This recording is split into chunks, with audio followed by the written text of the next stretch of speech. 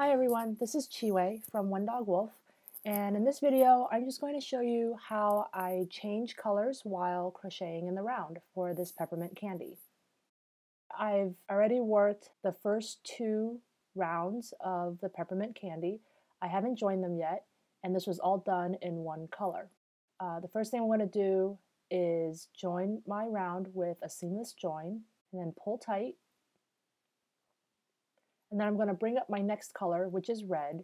So I'll be switching between red and white for this round.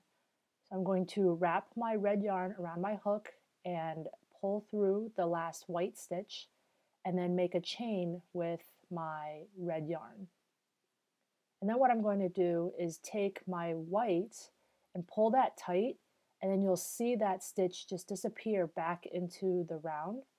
And then all you're left with is a red chain stitch, which is perfect, and it means that you're ready to start the next round with the red yarn.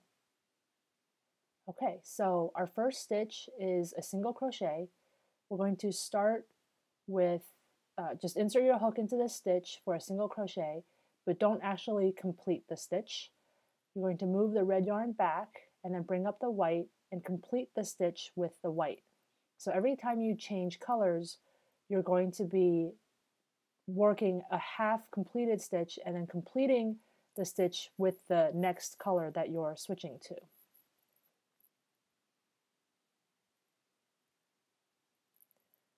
So again here I'm going to start a red but not complete the stitch, bring up my white, and then complete the stitch with the white. And then we're working two white stitches, so the first one I can complete as a single crochet, but the second one will be incomplete. I drop the white, pick up the red, and complete the single crochet with the red.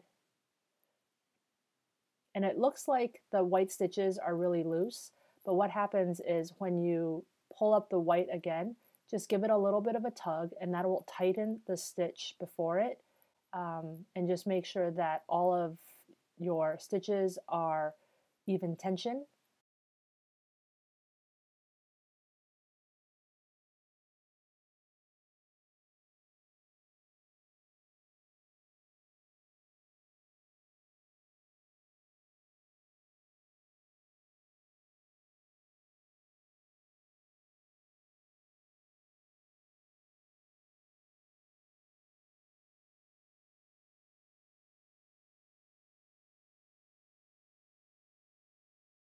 So we're going to continue doing this all the way around, working incomplete stitches every time you need to change colors, and finishing the stitch with the color that you're switching to.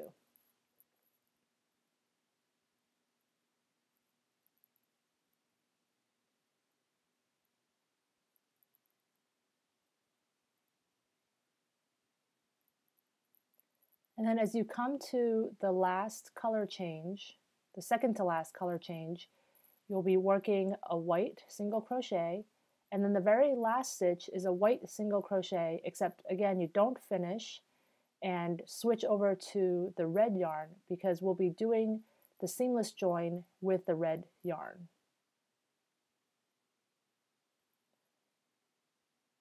So work your seamless join